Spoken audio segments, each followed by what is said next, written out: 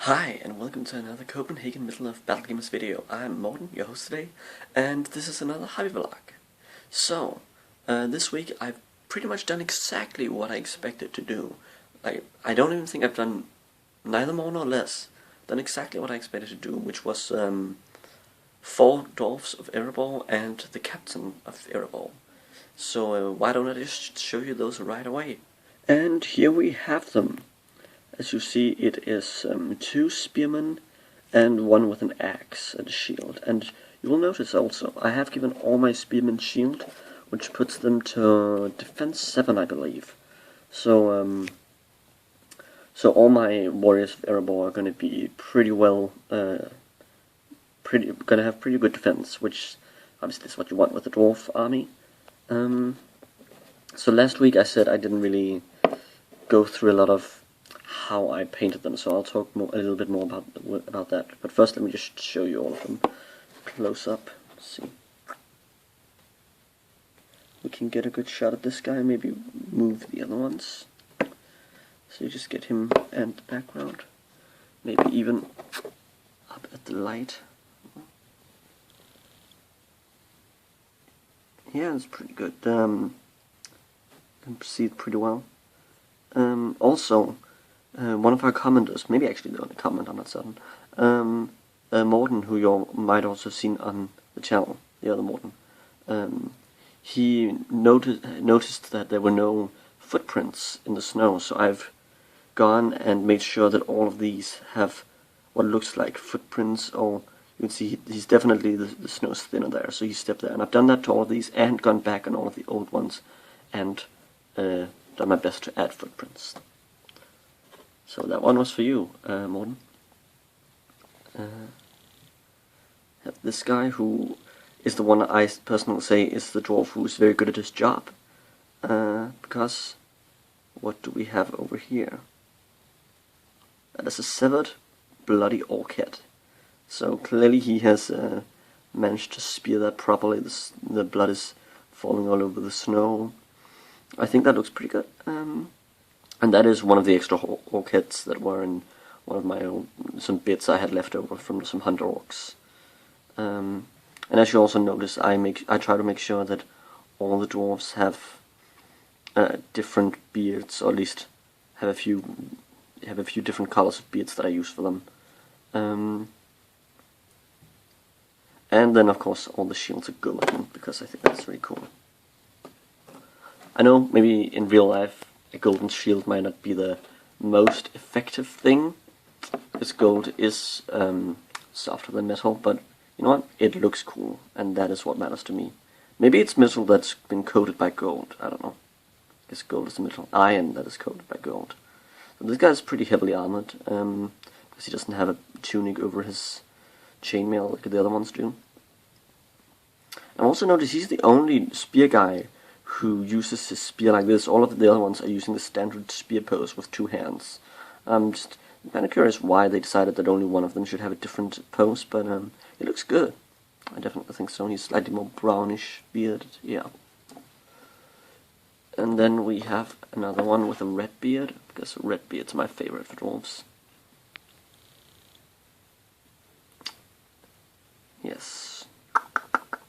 And this guy also has a bit of, I've added, basically, it was a big, thick sword from, I don't even know where it's from, it's very old, not Games Workshop at all, at least I don't think so.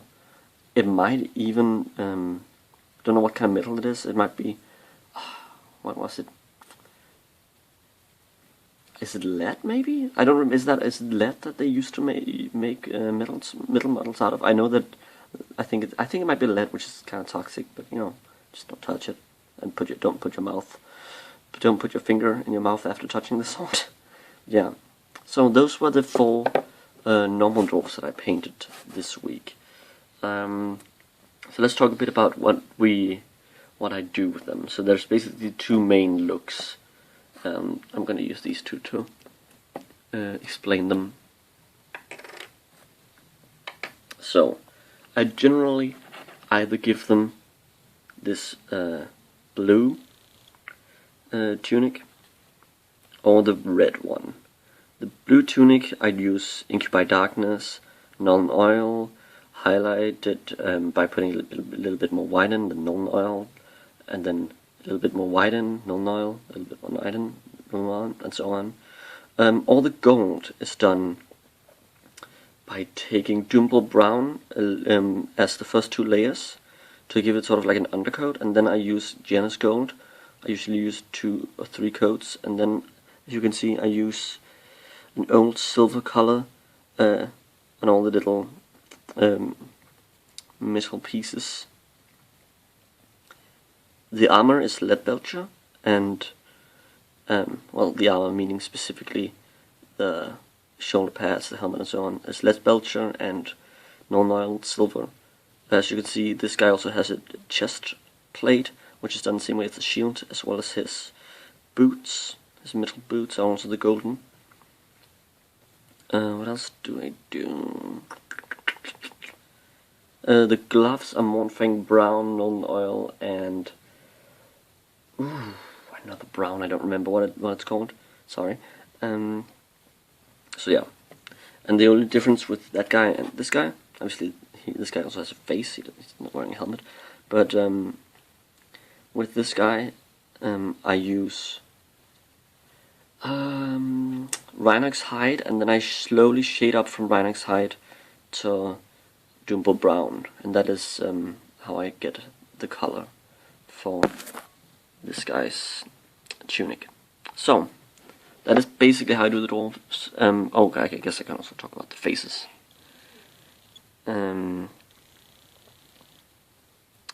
Basically what I do there is I take an old flesh color, which is called, wait, this was yellow. Let me just find the color. Great content. Talan Flesh. Then I take Erebor Crimson, and I put that all over it, because dwarves have slightly more red complexion than humans. Then I take Morten Brown, heavily watered down, use in some of the creases, and then I highlight it again with Talon Flesh. That is essentially how I do the faces. I don't generally draw eyes in on my soldiers, because honestly, eyes are difficult, and sometimes they can look really good, but sometimes they can look horrendous. And on my soldiers, I do honestly prefer them not having big open eyes, but so I just basically have it sort of creased down with slightly darker color than the rest. That's what I prefer to do on soldiers. So I also have another character to show you, which is the now out of production Captain of Erebor. Let's get him up in the light right away. And this is a lovely, lovely model. I'm so happy that I was able to get him. And I got him after he went out of production. And I basically painted him the same way as I painted the other Dwarves of Erebor. You may notice his axe in his right hand is not the axe originally on the miniature. That's because when I got him, that axe had broken off, so I put a new axe on. But I think it looks pretty good. The only major change is this guy I did paint eyes on. Let's see if we can actually see them in this light. Maybe you can kind of get an idea that there are pupils in there. Yeah.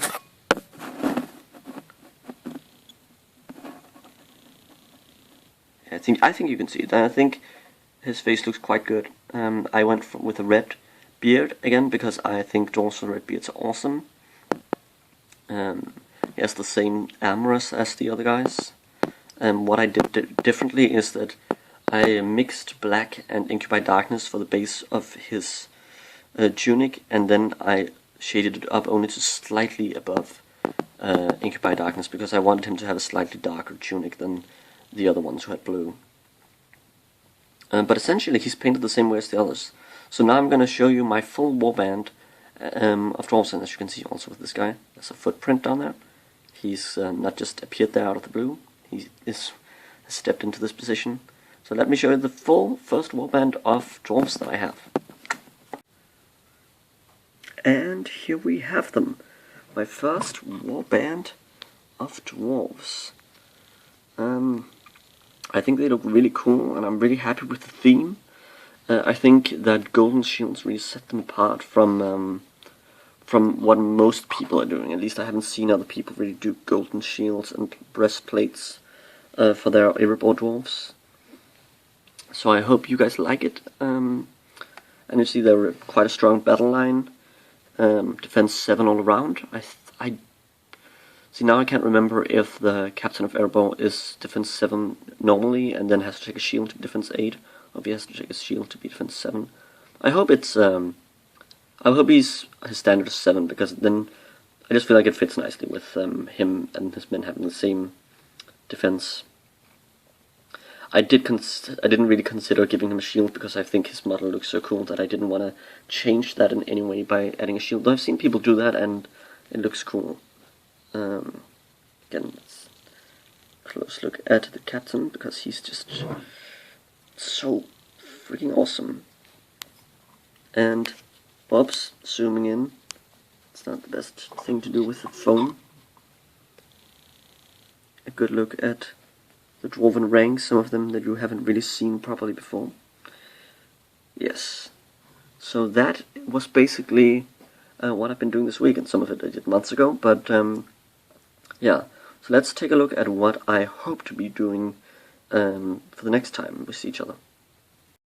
Here we have the edition, which is 6 Grimhammers and a Grimhammer Captain. I obviously have 6 more Grimhammers laying around, as well as another special dwarf hero, but for the initial 300 points that I'm thinking of painting up, it's going to be the Captain of Erebor leading 11 Warriors of Erebor, and 1 Grimhammer Captain leading 6 Grimhammers.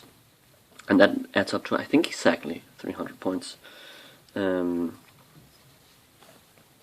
I'm also very excited to paint this guy up. I imagine that that unlike the other ones, you know, the Warriors of Arable, which I painted one at a time because I feel like they could all had the potential to be so different from each other. These I'm going to paint it. Either I'm going to do 3 at a time, or maybe I'll do all 6 at once. I don't know. Maybe I'll do the first 3 to see sort of what it looks like when it's done, and then I'll paint the other 3. But I hadn't really decided yet what they're, because they have a little bit of a tunic under their, you see in the front, under their armor. I haven't decided if that's going to be blue or red. It's probably going to be either of those, but they're all going to have a consistent uniform, whereas I consider the Warriors of Erebor more like a militia type.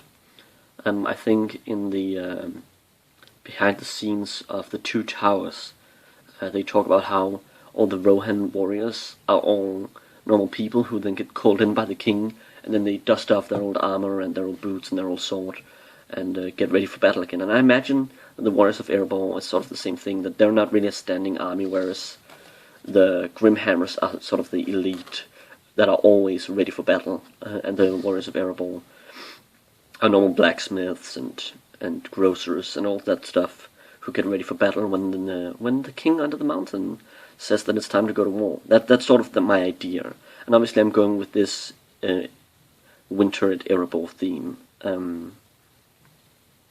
And I imagine that this guy, he's not gonna have the red beard like the other, like the Captain of Erebor. I imagine he looks more like an old veteran to me, so I'm probably gonna give him like a white beard. I'm thinking in the style of this guy, maybe, sort of that shade of that shade of white. So another example of something like that could be this guy, which was actually the first dwarf I painted. He's probably going to be more like the guy on the left, I imagine. But that's the beard shade that I'm going to go for with this guy. So yeah, those are basically what I'm going to be painting for next week. And they will, by the way, their armors will not have any gold on them. They're going to be grim hammers. Like I'm going to get them as close to the movie as possible, though I haven't decided on the color of the tunic yet. So thank you for watching. Please comment, like, share, and subscribe. Support your hobby, and happy strategy battle gaming.